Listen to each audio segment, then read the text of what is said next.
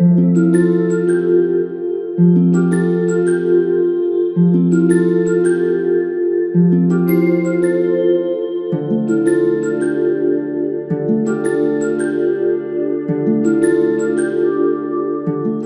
¿qué tal? Bienvenidos y bienvenidas a Entrevistas entre Mesas, la serie que aborda el sistema cultural de la alimentación.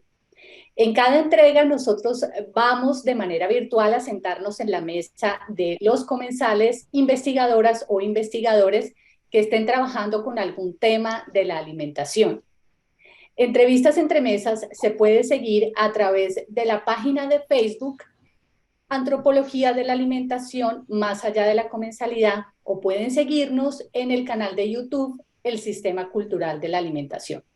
También tenemos cuenta en Instagram, Entrevistas entre Mesas, donde podrán encontrar esta entrevista y las anteriores producidas en el 2022.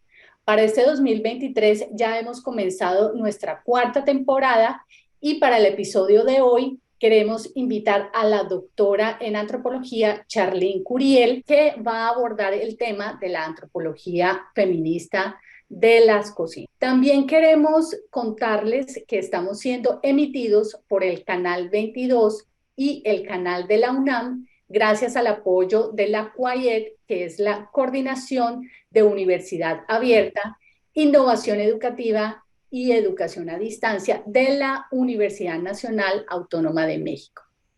Muchísimas gracias, Charlene, y bienvenida a estas entrevistas entre mesas. ¿Cómo estás? Muy bien, muchas gracias. Muy buenos días, Liliana. Muchísimas gracias por la invitación a tu programa y muchísimas gracias por la oportunidad de poder conversar esta mañana de viernes. Gracias, Charlene. Pues a nosotros nos llamó mucho la atención el trabajo que tú vienes haciendo con las cocinas en Oaxaca. Has estado estudiando, investigando todas las relaciones que existen en torno a las cocinas y a las cocineras en Oaxaca. Inicialmente quiero hablarles de un trabajo escrito de Charlene que se llama Antropología Feminista, por una antropología feminista de las cocinas, que lo pueden encontrar en el boletín Colegio de Etnólogos y Antropólogos Sociales del 2021. Si ustedes quieren esta publicación, la podemos también anclar en los comentarios que se vean cuando estemos en nuestras redes sociales. Entonces, Charlene, en esta publicación tú haces mención a un tema que resulta bastante fascinante, pero que también tiene un montón de conceptos que para los que no están familiarizados con la antropología o con el feminismo, pues les resulta un poco confuso. Entonces, vamos a comenzar por lo más obvio o por lo principal, que es que nos definas en principio qué estudia la antropología feminista y cómo aborda entonces el tema de las cocinas, aquí específicamente en Oaxaca, México.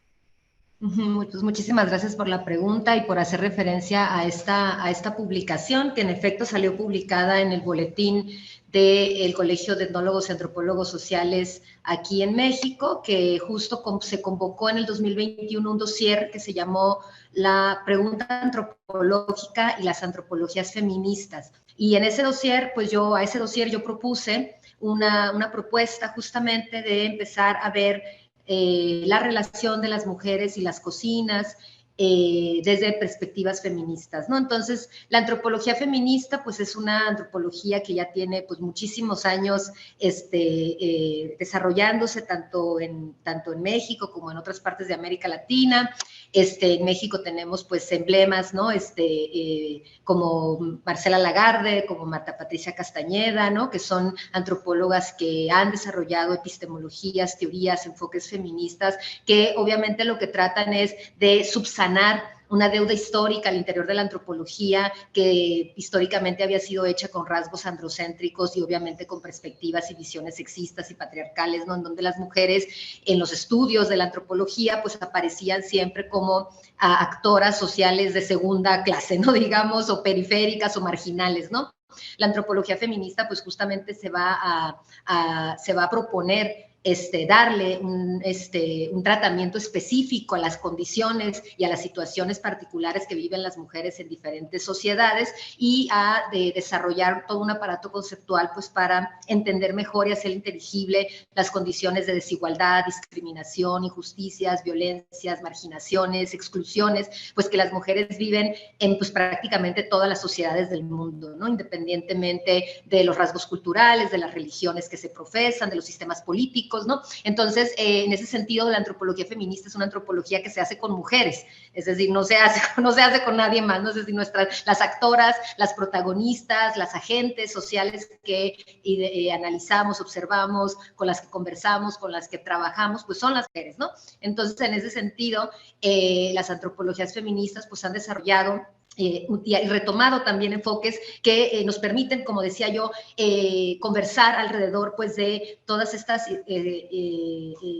desigualdades, exclusiones y marginaciones históricas, ¿no? En las que pues, nos hemos desarrollado como sociedades en los 5,000 años de historia patriarcal, ¿no? Entonces, en ese sentido, pues es interesante, primero me gustaría como un poco ir desarrollando un par de cosas que me gustaría poner en perspectiva, porque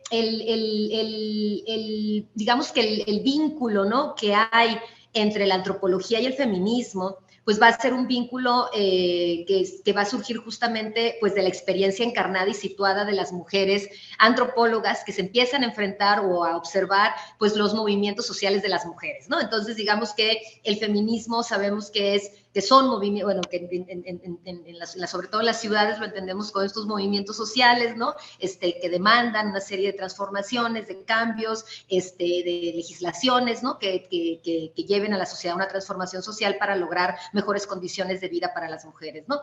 Entonces, en ese sentido, pues la antropología feminista en sus inicios, pues establece un diálogo primario, digamos, pues justamente con estos movimientos sociales, ¿no? Es decir, observa las interrogantes y las cuestiones que las mujeres organizadas le están poniendo a la sociedad, le están poniendo al gobierno, le están poniendo al Estado, ¿no? Con respecto a sus condiciones, sus situaciones y las maneras en las que nos organizamos tan inequitativamente como sociedad, ¿no? Entonces, en ese sentido, es bien interesante porque la antropología feminista, en efecto, tuvo como objetivos muy claros en términos de desarrollar miradas propias, epistemologías particulares para entender las problemáticas de las mujeres, pero también para elaborar toda una serie de aparatos conceptuales y de categorías analíticas que nos permitieran hacer esto inteligible. Y en ese transcurrir, digamos, no vamos a entrar en detalles porque esto no se trata de hablar de la antropología feminista, pero en ese transcurrir, una categoría que se hizo muy poderosa fue la de dividir o la de separar o la de analizar los espacios públicos privados, ¿no? Es decir, espacios que históricamente se asignaron a pues los géneros, ¿no? Es decir, el espacio público era el espacio de lo político, del trabajo productivo, asignado a los varones, y pues el espacio privado pues era el espacio de lo doméstico, de lo personal, de lo íntimo, asociado a las actividades de la reproducción social y familiar, y pues era el espacio de las mujeres, ¿no? Entonces, en esa categoría, ¿no?, que permitió entender pues cómo históricamente nos habíamos organizado como sociedad y que hay muchos asegúnes y muchas interrogantes alrededor de qué tanto operó realmente esa división tan tajante, ¿no? Pero si la tomamos como en serio, algo que es interesante es que todo lo que tiene que ver con las cocinas, obviamente, y con la comida y con la alimentación, pues quedó relegado al ámbito de lo doméstico, ¿no? Es decir, quedó relegado a las actividades históricamente impuestas a las mujeres, y entonces yo empecé a percibir que dentro de las interrogantes o dentro de los intereses de la antropología feminista, o de cierta antropología feminista, tampoco quiero generalizar porque también hay muchas antropologías feministas, ¿no? Había una suerte como de ausencia de estudios o de análisis más situados que nos dieran cuenta de qué tipo de subjetividades, qué tipo de procesos se desarrollan, se echan a andar en la relación tan cotidiana y ya tan naturalizada que las mujeres pues tenemos con las cocinas y con la comida y con la alimentación, ¿no?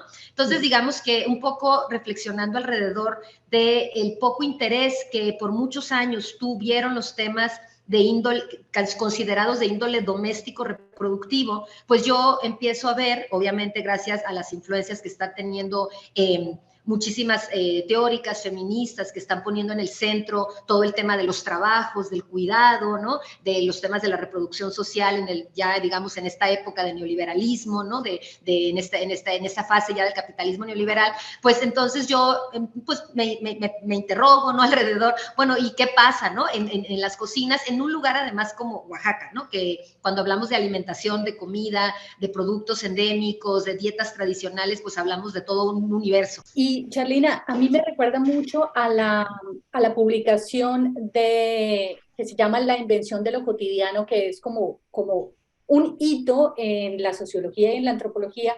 porque Michel Desertot junto a Luz Giard y a Pierre Mayol empiezan a hablar de temas como la cocina, que inicialmente a nadie le parecía un objeto de estudio importante, ni para las ciencias sociales, específicamente para la antropología o la sociología.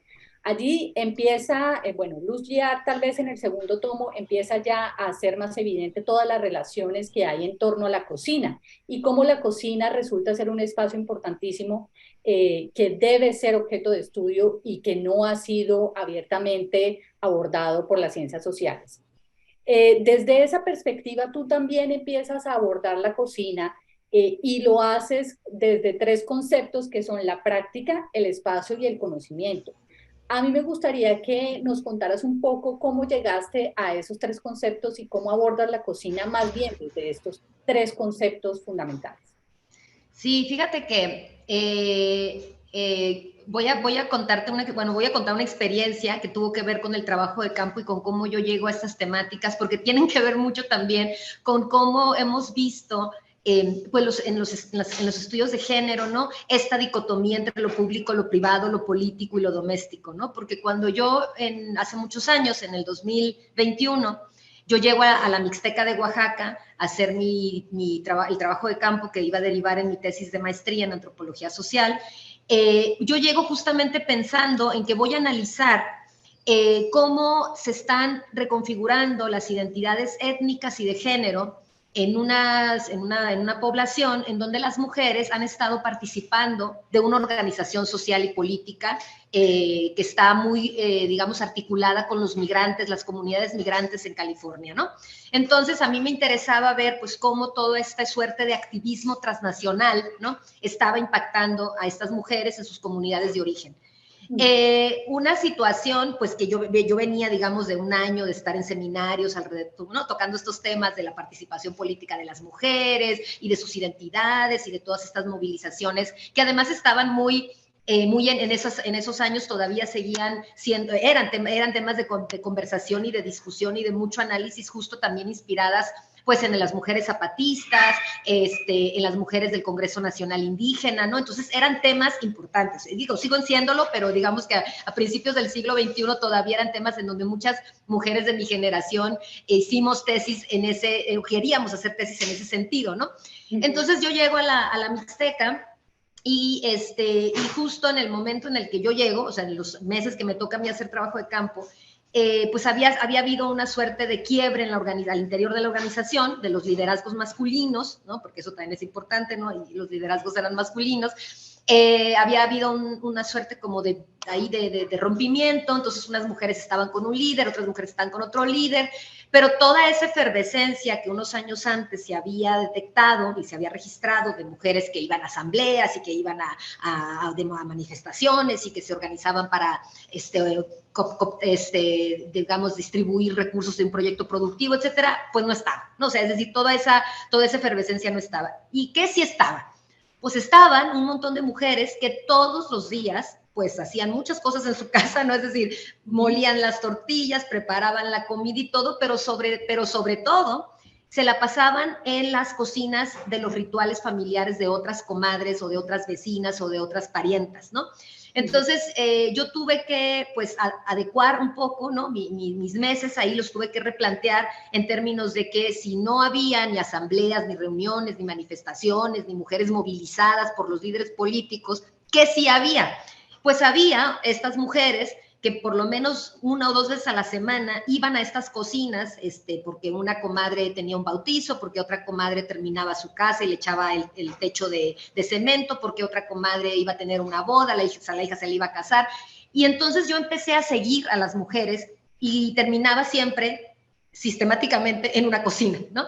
Entonces, esa práctica del acompañamiento, del trabajo mutuo, del trabajo colectivo para sacar comida para decenas y decenas de personas, porque estamos hablando de comunidades en donde las fiestas, tanto las familiares, ¿no? Como una boda, un bautizo, una graduación, pero también como las comunitarias, ¿no? Cuando se celebra al santo patrón o se celebra alguna imagen de la iglesia, implican alimentar a cientos de personas, o sea, no estamos hablando de poquito, es decir, hay que cocinar ollas grandes de mole, ollas grandes de frijoles, ollas grandes de arroz, estar al pendiente, ¿no? De que todos coman, todas coman, del servicio, de que todos tengan bebida, etcétera, etcétera.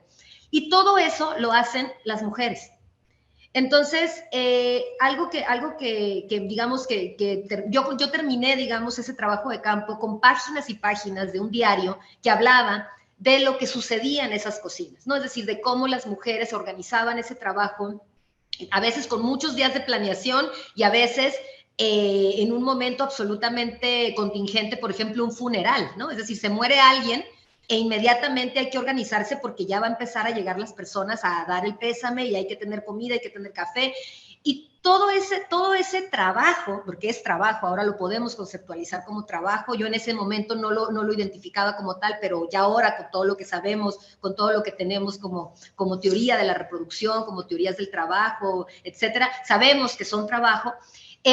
Lo hacen las mujeres, ¿no? ¿Y qué implicaciones tiene? Pues tiene muchas implicaciones en términos de cómo se reproducen los roles de género tradicionales, pero también cómo podemos ver y problematizar cosas que desde un punto de vista de quizás de una postura un poco más liberal o más urbana o más occidental, pensaríamos que lo que tenemos ahí son mujeres y sistemáticamente oprimidas, reprimidas y subordinadas, ¿no? A la imposición de roles de género, cuando una mirada situada y como más, un poco como la oportunidad que tuve yo de estar en tantas cocinas, en tantas fiestas, haciendo tantas cosas y conviviendo tanto con las mujeres, te das cuenta o te da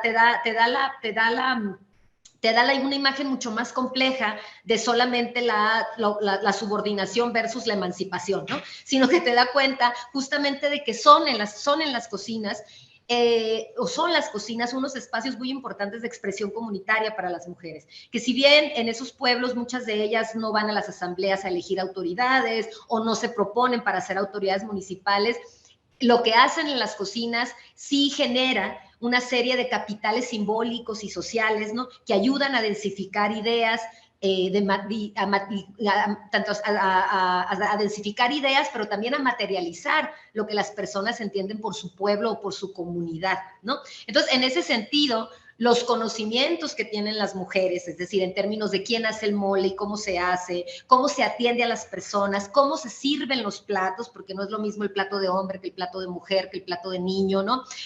Cómo se sirve el plato que se manda a una casa de una familia que no estuvo acá, pero que mandó presente, es decir, todas esas cosas que ahorita ya les llamamos saberes, ¿no? Es esta nueva palabra, ¿no? Que le llamamos saberes, pero que es un conocimiento vital para ser parte de una comunidad, para ser reconocida en una comunidad, para tener una autoridad moral y definir e incidir en asuntos públicos de la comunidad, ¿no? Entonces, estos espacios, estas cocinas que digamos que se configuran en términos físicos, porque son estas 5, 6, 4 paredes, ¿no? Las cosas que hay ahí adentro, el anafre, los comales, las ollas, etcétera, pero digamos que también se expanden en términos como de los efectos que el trabajo que se hace allá adentro tiene para las mujeres a nivel comunitario, ¿no? Entonces, digamos que esas cosas yo las pude observar pues estando justamente ahí con las mujeres, ¿no? Como dice Marcela Lagarde, la antropología feminista es una antropología de estar con las mujeres, ¿no?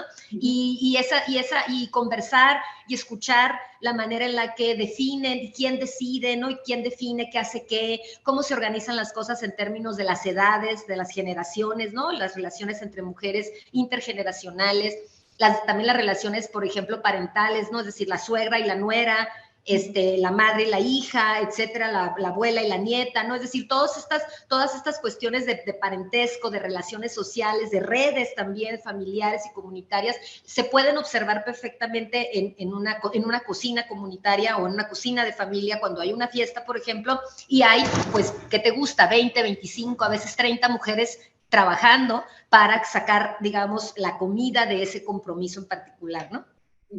Sí, Charlene, aquí hay que recordar también a las personas que nos están viendo que cuando Charlene hace referencia a que esto es un trabajo que muchas veces es no remunerado, es un No, sí. trabajo que requiere tiempo, que requiere esfuerzo, que requiere conocimiento y todo eso en otros lugares, en otros escenarios, sí es remunerado, mientras que en las cocinas pues realmente este trabajo no es remunerado. También me llama la atención que a partir de lo que tú cuentas, uno podría, digamos, de manera ingenua pensar que los feminismos están asociados a esa agencia política en las calles, ¿no? Pero lo que tú mencionas es que esta acción política, esta agencia ocurre en las cocinas, en lo doméstico, es decir, que sí tiene una propuesta política, que sí moviliza un montón de afectos, que sí moviliza un montón de agencias que son realizadas por las mujeres y sobre todo que sí hay unas posturas frente a lo femenino desde la cocina. Entonces, esto me llama poderosamente la atención porque también me hace pensar en esa dimensión política de la cocina que de pronto tú la has abordado desde los estudios feministas. Tienes, digamos, ¿nos podrías contar un poco más sobre esa dimensión política que tienen las mujeres en las cocinas, que ya sabemos que existe esa profunda fuerza política también desde lo doméstico? Sí, mira, yo creo que ahorita hablar en general del fenómeno alimentario es sumamente político. Es decir, ¿qué estamos comiendo? ¿Cómo estamos comiendo? ¿Cómo han estado cambiando nuestras dietas? ¿Qué productos estamos incorporando a nuestros hábitos alimenticios? ¿De qué manera estamos comiendo? ¿Cómo está transformándose la comensalidad? Todo eso es profundamente político, ¿no? O sea, porque nuestro cuerpo también es territorio, ¿no? Es nuestro cuerpo territorio y lo que introducimos a él, pues tiene mucho que ver con justamente cómo está cambiando el contexto alimentario o digamos, o la situación alimentaria en la que estamos viviendo, ¿no? En lugares rurales o en lugares indígenas, lamentablemente, también está llegando, pues, esta dieta neoliberal, ¿no? Que le llamamos ahora dieta de agroindustria, ¿no? En donde, pues, todos los productos ultraprocesados están llegando, o sea, no hay camino a veces para llegar a una comunidad, pero ya hay un refrigerador con Coca-Cola y una serie de productos hiperindustrializados, ¿no? Que ya sabemos contenido, ¿no? Y su dudosa procedencia, etcétera, ¿no? Entonces, en ese sentido, que haya una inversión de tiempo y una energía en las mujeres de mantener dietas tradicionales, platillos propios, el manejo de hierbas y plantas y cultivos endémicos, pues es sumamente político, ¿no? Es decir, es una contratendencia a justamente pues lo que viene de afuera, ¿no? Con la llegada de las tiendas de conveniencia que llevan estos productos e incluso la misma política pública alimentaria promueve el consumo de productos ultraprocesados, ¿no? En México la política pública alimentaria no está abonando en una recuperación de las dietas tradicionales o de los productos endémicos, al contrario, ¿no? Le lleva a la gente cosas enlatadas, le lleva a la gente la soya, ¿no? El aceite, es decir, entonces el hecho de que en estos lugares haya mujeres todavía muy comprometidas, conocedoras, ¿no? También del poder que tienen también los alimentos de curarnos, de mantenernos con bienestar, ¿no? De mantenernos con buena salud, pues es un elemento sumamente político. Y ahorita no está sucediendo eso solamente en las comunidades rurales, ¿no? O indígenas.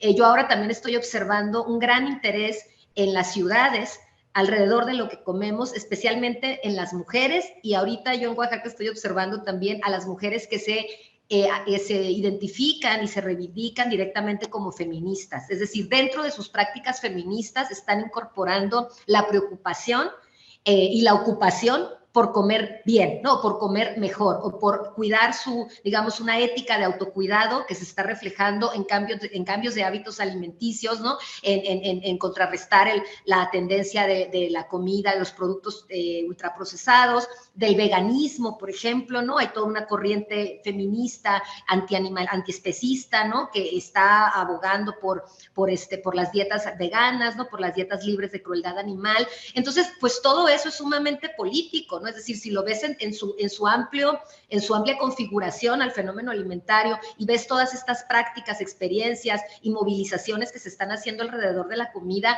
pues esto ya desbordó el mero ámbito de lo doméstico, ¿no? Es decir, ya está haciendo cuestionamientos más amplios a la agroindustria, al Estado, al tipo de política pública que se está implementando, a veces a la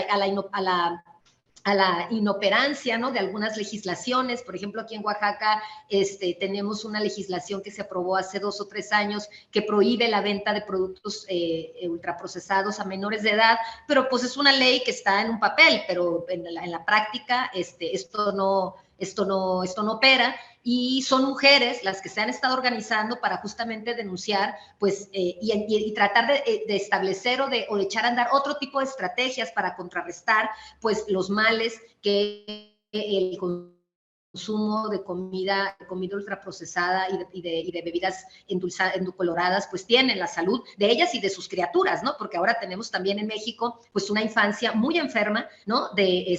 Con altos niveles de obesidad, de diabetes, etcétera. Entonces, y son las mujeres las que están en la primera línea, ¿no?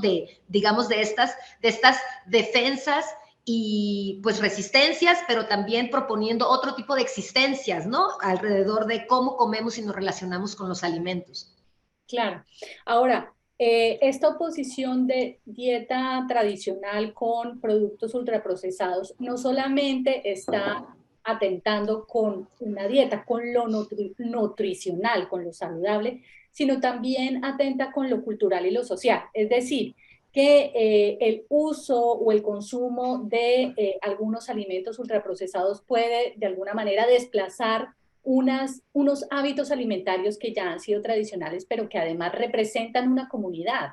Entonces, esto también es importante de entender porque cuando hablamos de este cambio de dieta, de las dietas tradicionales pasando a las dietas con contenido de comida ultraprocesada, estamos hablando también de unas pérdidas culturales importantes. Y al tener estas pérdidas culturales, pues hay algunos menús o algunos platillos que tienden a dejar de ser consumidos y preparados. Yo quisiera ahora hablarte de otro tema que tiene que ver mucho con la comida mexicana y es el tema de la patrimonialización. Recordemos que en el 2010, para los que no son mexicanos y están viendo estos videos, en el 2010 la comida tradicional mexicana se inscribió a la lista de Patrimonio Inmaterial de la Humanidad por parte de la UNESCO. Esto significó unos pesos simbólicos en la población mexicana importantísimos porque empezaron también, bueno, ustedes ya venían desde hace mucho tiempo hablando de su alimentación, de su comida y de sus prácticas alimentarias, quizá mucho más que otros latinoamericanos, pero digamos que esta inscripción a la lista les permitió empezar a crear unas políticas públicas de patrimonialización. Eso también ha traído que muchas personas quieran pues apropiarse, digámoslo de esta manera, de algunas dietas que son propias de comunidades campesinas o indígenas. Las mujeres que están en Oaxaca también se tienen que enfrentar, supongo, a esta apropiación por parte de personas que también han trabajado el tema de la gastronomía desde la academia, sí, digamos, personas que han pasado por un programa de universidad donde les enseñan a cocinar y, bueno, traen también otros conceptos que se aplican a la cocina y que son pues muy bienvenidos. Sin embargo, hay esta pugna entre las cocineras tradicionales y pues los chefs que están en ascenso, ¿no es cierto? Entonces, quisiera preguntarte si este fenómeno de la patrimonialización también ha afectado significativamente a las mujeres cocineras de Oaxaca. Pues fíjate que es una pregunta bien interesante, pero es más compleja de decirte sí o de decirte no.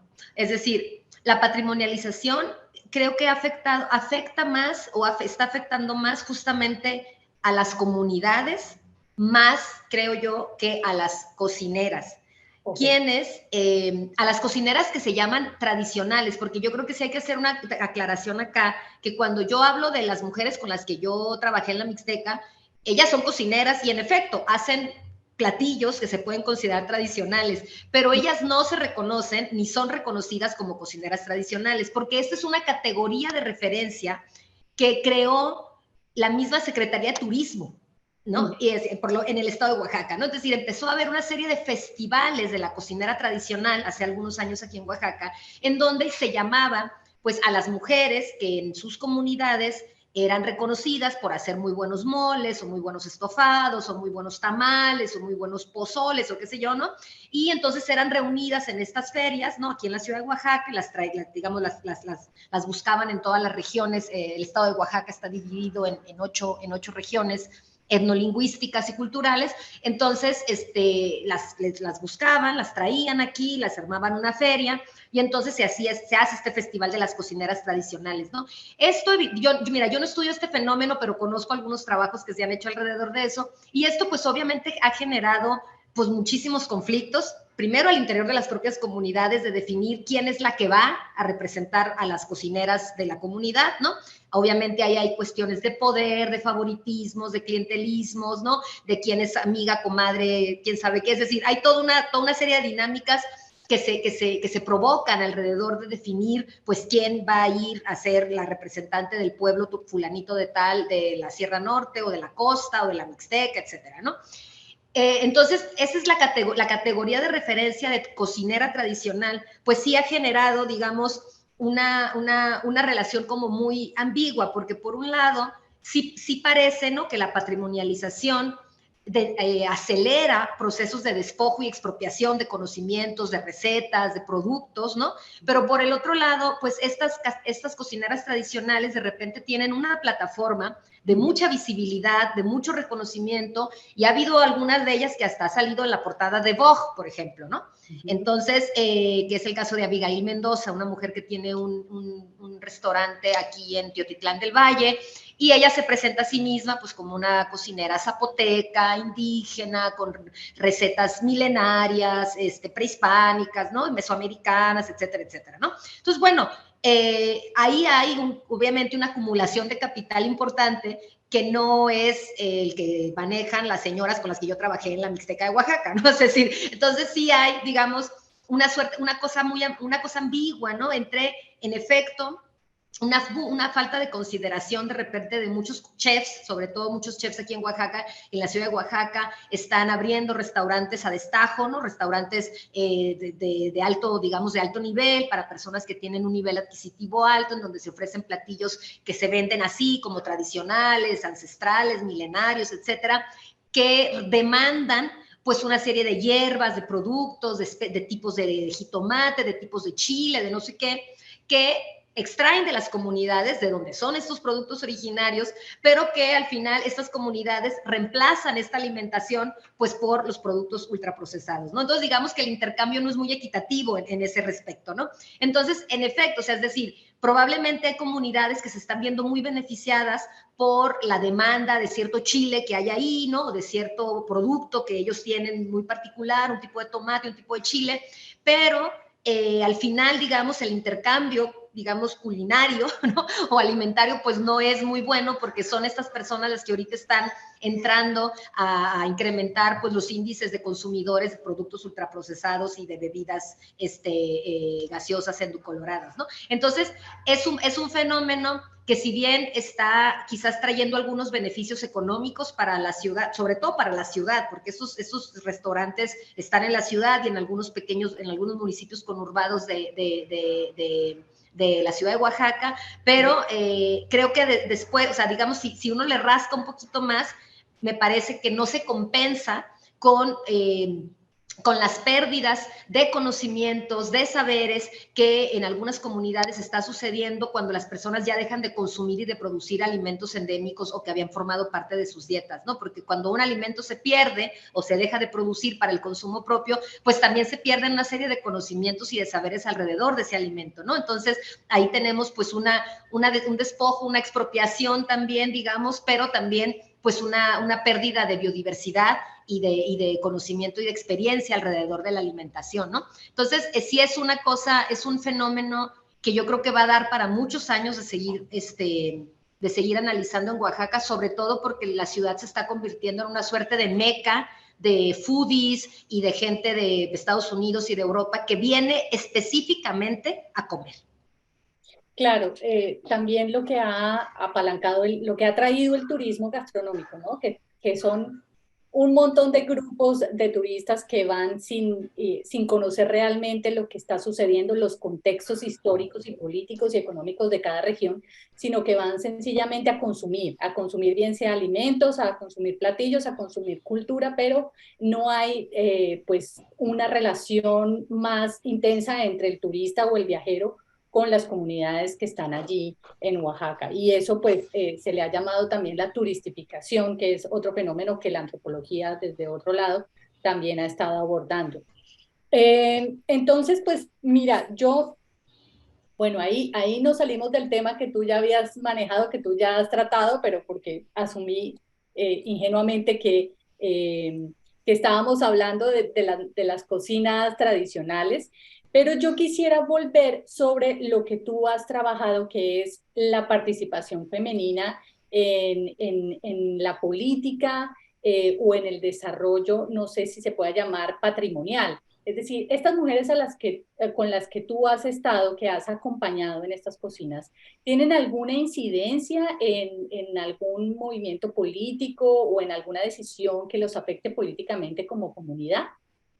Sí, mira, déjame nada más regresar tantito a lo otro, porque a lo mejor no aclaré bien que obviamente que cuando hablamos de patrimonialización alimentaria, hablamos de procesos de patrimonialización desde arriba y procesos de patrimonialización desde abajo, ¿no? Entonces, yo creo que sí, digamos, yo me estaba refiriendo justo a los de arriba, ¿no? Es decir, a estos procesos que impulsan la Secretaría de Turismo, ¿no? La Cámara de Chefs, ¿no? De Oaxaca, ¿no? Y que justamente, pues tienen por objetivo pues sí, poner el foco en la buena comida oaxaqueña, pero obviamente pues acumular, o sea, es decir, sacar tajada de dinero de esto, ¿no?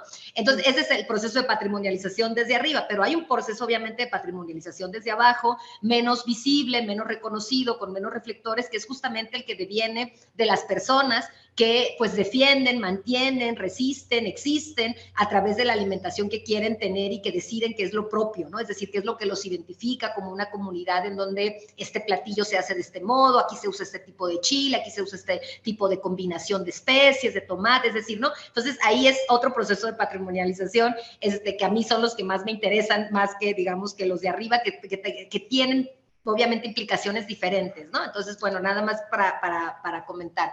Lo otro que me preguntaba sobre si las mujeres tienen alguna incidencia, las mujeres con las que yo he trabajado tienen alguna incidencia en, no sé si lo estás planteando como en términos como más de política pública o más a niveles locales.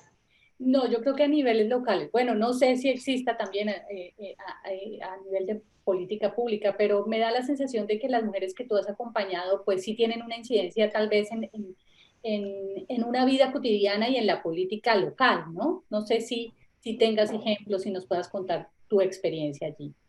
Sí, pues algo, un poco volviendo a lo que ya había comentado cuando les platicaba de cómo es que yo llego a la Mixteca y con qué expectativas llegué yo a trabajar justamente el tema de las mujeres que participan en la política, en las organizaciones sociales y demás.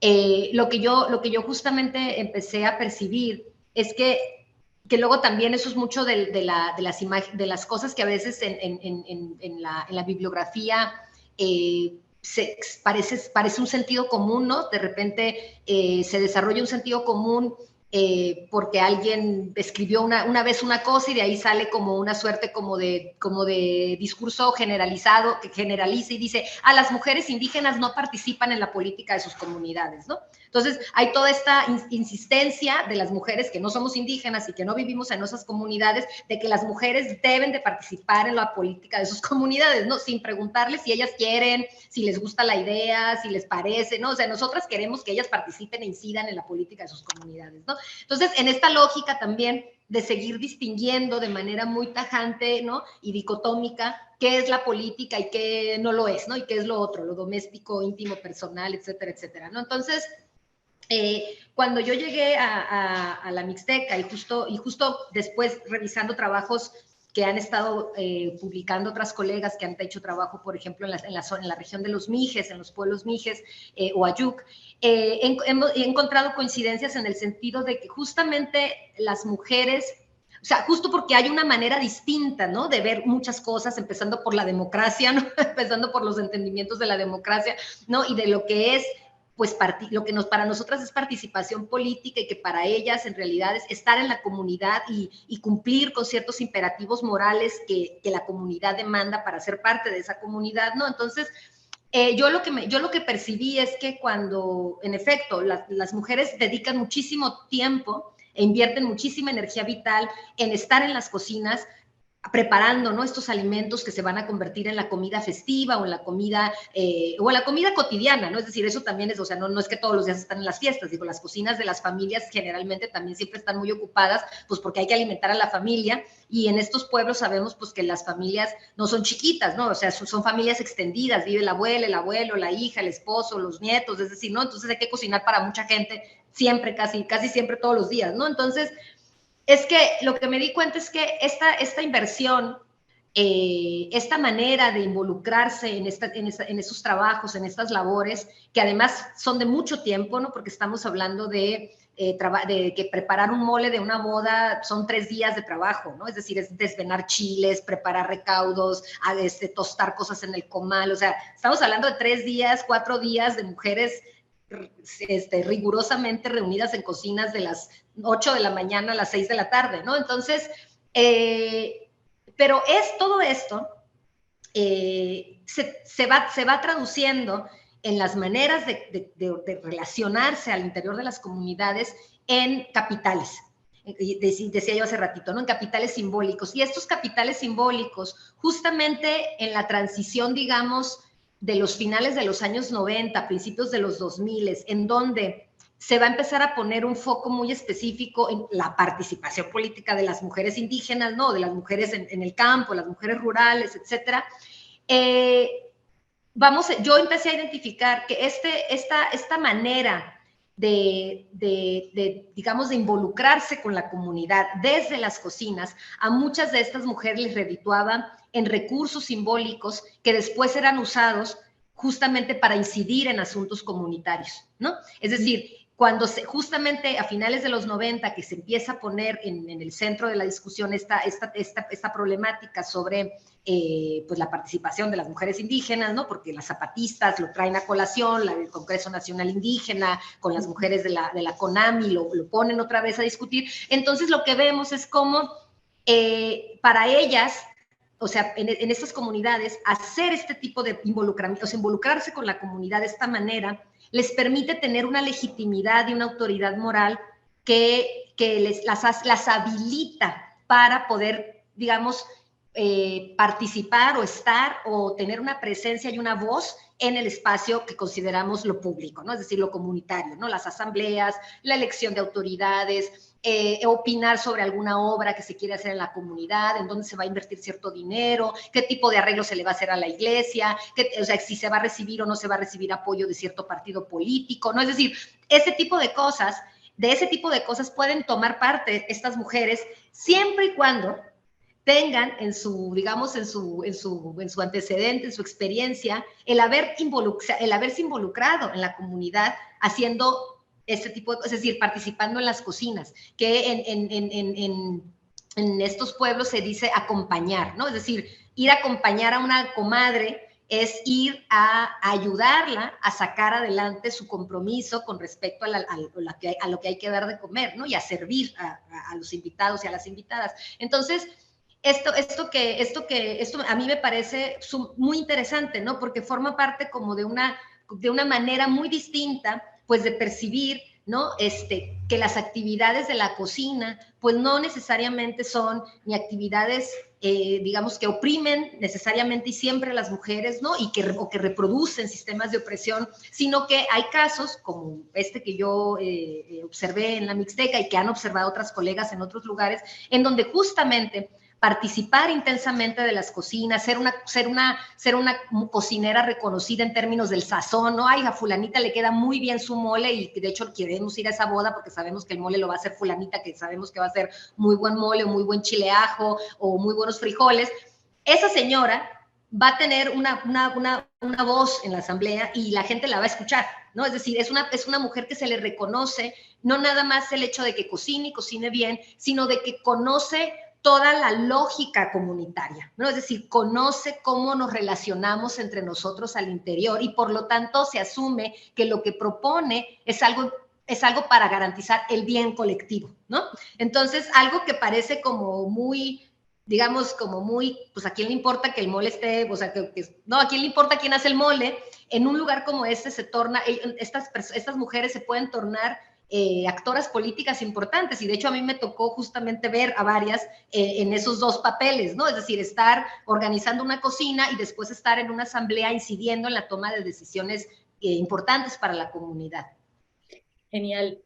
Genial, Charlene, porque tú acabas de hacer un ejercicio conmigo que es de ajustar siempre la mirada, ¿no? Nosotras siempre pensamos que, ay, bueno, como en nuestras comunidades o en nuestras sociedades se hace de esta manera, supongo que todo el mundo lo hace igual y no es así. Justamente por eso hablas de las existencias de otras formas de cocinar y de crear comunidad, como pasa o como sucede en la Mixteca, Oaxaca.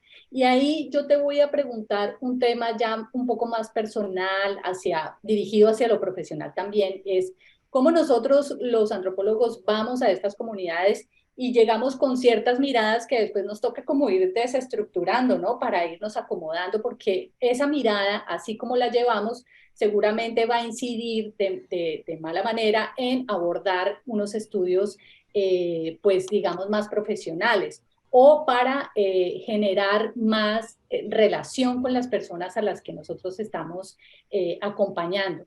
Entonces, mi pregunta va hacia eso, hacia lo personal. ¿Tuviste que hacer algún proceso durante o antes o después del acompañamiento con estas mujeres para que como antropóloga esa hegemonía un poco que tenemos desde la academia, que nos regala la academia, se fuera diluyendo y más bien creando esas relaciones más horizontales con las mujeres? Sí, evidentemente sí, porque pues yo insisto, ¿no? Llegué con un esquema de lo que quería encontrar, ¿no? Y en efecto yo quería encontrar mujeres muy emancipadas que estuvieran cuestionando al Estado y al patriarcado, ¿no? Y etcétera, etcétera, y muy movilizadas por todo el tema del activismo transnacional y apoyando también a los migrantes en las comunidades de California, etcétera. Y pues no encontré eso. Pero, y pues yo tuve un poco ahí obviamente mi crisis existencial, ¿no? Es decir, yo venía ¿no? Yo quería hacer una tesis sobre esto, ¿no? Es decir, yo quería mostrar cómo estas mujeres, ¿no? Todavía yo en ese momento no cuestionaba tanto el concepto de empoderamiento, por ejemplo, ¿no? Que era un concepto con el que yo todavía coqueteaba un poco, entonces de repente yo llegué hasta proponer ahí el empoderamiento, ¿no? De las mujeres que se organizan ¿no? en un movimiento social transnacional. Y pues no, o sea, digamos que todas estas cosas, una vez entrando en la vida cotidiana, viviendo ahí, pues yendo con las mujeres, ahí andan de metiche, ¿no? Tocando puertas, metiéndome a las cocinas. Y algo que yo creo que también es importante decir es que yo creo que este tipo de trabajo no lo puede hacer alguien que no le guste la cocina, pero a mí me gusta mucho la cocina, a mí me gusta cocinar y a mí me gusta estar en las cocinas y me gusta estar entre ollas y entre sartenes y en el chisme con las mujeres. Entonces, cuando me di cuenta de que yo podía convertir ese gran placer que tengo en un tema de investigación, la verdad lo disfruté muchísimo, ¿no? Es decir, decidí que ese podía ser un tema de investigación, digamos, de ahí en adelante, ¿no? Entonces, yo creo que sí, en efecto, o sea, hubo un momento como de reajuste Me costó mucho trabajo darme cuenta de que lo que yo estaba viendo había que problematizarlo, ¿no? En términos de teoría antropológica, ¿no? De teoría social, porque para mí pues ya se había convertido en un gozo estar todo el tiempo haciendo trabajo de campo entre fiestas y cocinas y moles y frijoles y tortillas, ¿no? Es decir, o sea, terminé ese trabajo de campo con 6 kilos de más, por supuesto, pero pero sí, o sea, es decir, después más bien el diálogo era, ¿y yo qué hago con todas estas hojas y páginas de mujeres ¿no? que están en las cocinas y que luego me han hablado de sus vidas y que luego también las veo como ¿no? Ya se articulan con la comunidad, pero tampoco ya participan políticamente en la organización? Es decir, entonces hay que ahí sí como volver un poco a la realidad pues de lo que nos toca hacer, ¿no? Desde la academia, y entonces ver cómo se puentea y se establecen diálogos para esto, ¿no? Lamentablemente, en los años en los que yo realicé este trabajo, todavía no hablábamos de manera tan contundente alrededor pues de los trabajos no remunerados, del trabajo reproductivo, de los trabajos de cuidados, ¿no? Es por eso que yo en los últimos años he tratado de recuperar ese interés y empezar a ver, ¿no? Es todas estas referencias empíricas, porque ahorita ya no nada más es la Mixteca, digamos, hay muchas otras referencias aquí en los valles centrales también de mujeres que, pues digamos, de mujeres comprometidas, ¿no? Con este tipo de dietas, de defensas, de la alimentación, comprometidas con la lucha en contra de los productos chatarra. Como decía hace ratito, las mujeres que dentro del feminismo se asumen también como defensoras de dieta, digo, por lo menos como promotoras de una alimentación pues más consciente, ¿no? Menos libre de crueldad animal, etcétera, etcétera. Entonces, pero ahora ya tenemos pues más herramientas conceptuales, ¿no? Que se han desarrollado a lo largo del siglo XXI, ¿no? Y que nos hablan muchísimo ya pues de cómo podemos empezar a ver estos fenómenos justamente poniendo el foco en la politicidad que entrañan, ¿no? Es decir, justamente porque estamos hablando de relaciones de poder, porque estamos hablando de la agroindustria, porque estamos hablando de política pública fallida, porque estamos hablando de problemas de salud pública, porque estamos hablando de la pérdida de biodiversidad, porque estamos hablando de patrimonializaciones desde arriba que generan extractivismo y despojo en las comunidades, es decir, porque estamos hablando pues de muchísimos procesos al mismo tiempo, ¿no? Entonces, ahí sí, es tan amplio, bueno, tú lo sabes muy bien, es tan amplio los fenómenos alimentarios, ¿no? Pero mantener el foco en ese sentido para mí, en las relaciones que las mujeres establecen con los espacios cocina y cómo esto, digamos, deriva, ¿no? En una serie de cuestionamientos hacia afuera, pero también hacia la producción de sus propias subjetividades, pues para mí es sumamente importante y además me permite pues seguir estando con las mujeres en las cocinas, porque todas las entrevistas que yo hago ahora, pues las hago con mujeres en sus cocinas. Claro, claro.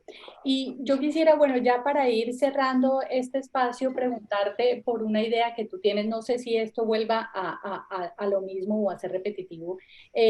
Tú mencionas, tú dices que la comida como voz, la comida es una voz, ¿no?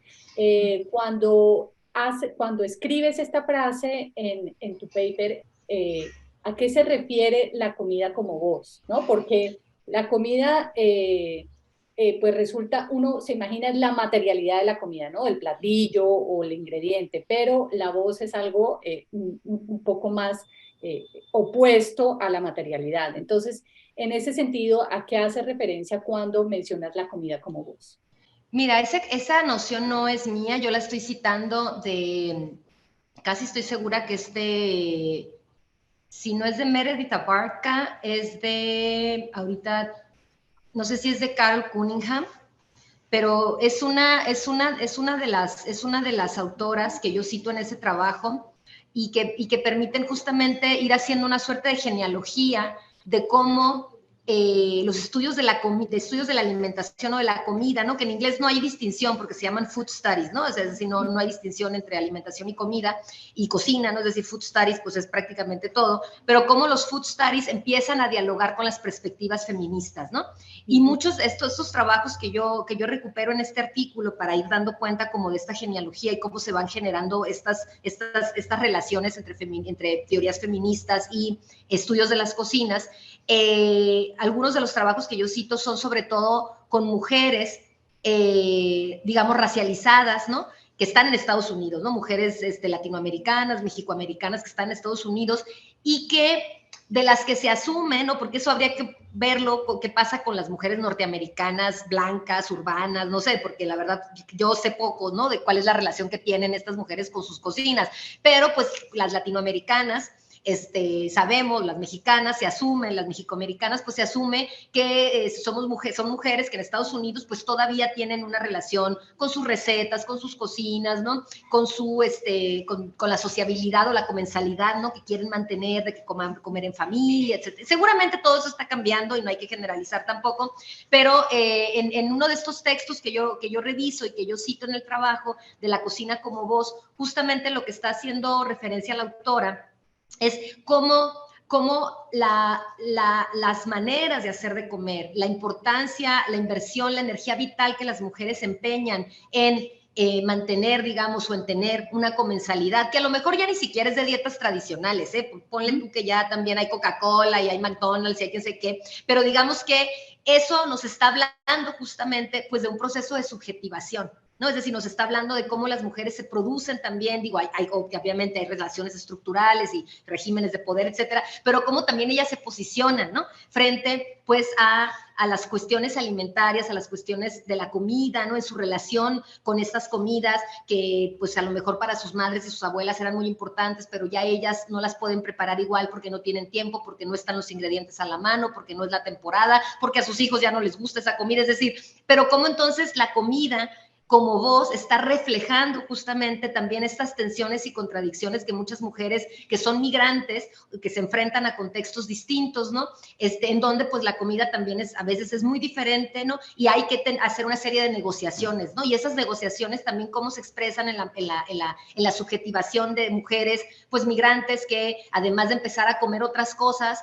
distintas, pues también aprenden otro idioma y también tienen que lidiar con reglamentaciones y normatividades diferentes, ¿no? Entonces, es decir, que el hecho alimentario cotidiano y doméstico, digamos, el que ocurre al interior de las casas, pues también está expresando, digamos, las mujeres lo expresan a través de la manera en cómo se refieren y hablan de la comida, ¿no? Y de su relación con la comida. Entonces, un poco esa es como la idea de esta noción de la comida como voz, ¿no? Es decir, lo que yo estoy cocinando y estoy ofreciendo en mi mesa ya está expresando, pues, el tipo de madre o de cocinera o de cuidadora, pues, que soy, ¿no? Y frente a las circunstancias que me rodean y al contexto en el que me toca, pues, enfrentarme, ¿no? Al dilema cotidiano de 3 veces al día de qué vamos a comer, ¿no? Qué vamos a desayunar, qué vamos a comer, qué vamos a cenar. Sí, yo creo que esa es una de las preguntas más difíciles a las que se enfrentan las personas que diariamente están cocinando para sus familias o para otras personas es, ¿qué vamos a comer hoy? Parece una pregunta sencilla, pero realmente requiere de un trabajo enorme porque se necesita que la persona esté permanentemente creando platillos o permanentemente creando estrategias para alimentar a los suyos, que es también otro trabajo que no es tan remunerado.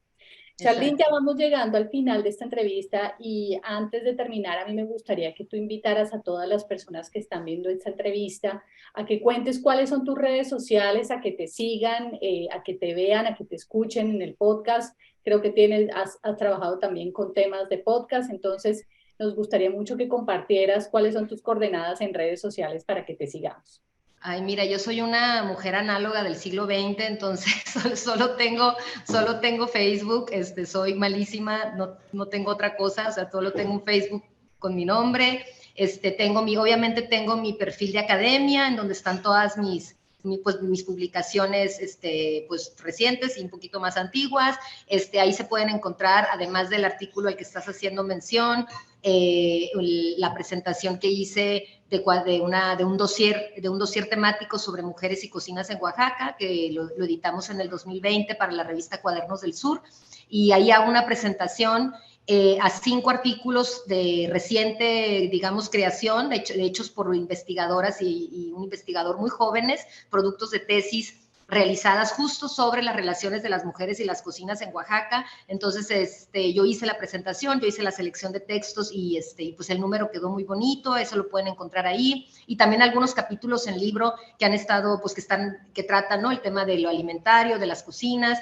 Y entonces en academia pueden encontrar con mi nombre pues estas publicaciones, y pues nada más en Facebook. Y pues sí, es eso. Y los podcasts que comentas fueron producto de un programa de radio que conduje por mucho tiempo, como 1 año y medio, pero que ya lamentablemente llegó a su fin el año pasado.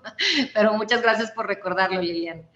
No, con muchísimo gusto, Charlene, y de verdad un gusto poderte tener aquí y esperamos tenerte en otra oportunidad para seguir conversando sobre temas de alimentación desde esa perspectiva de la antropología feminista. Muchas gracias, Charlene. Muchas gracias a ti.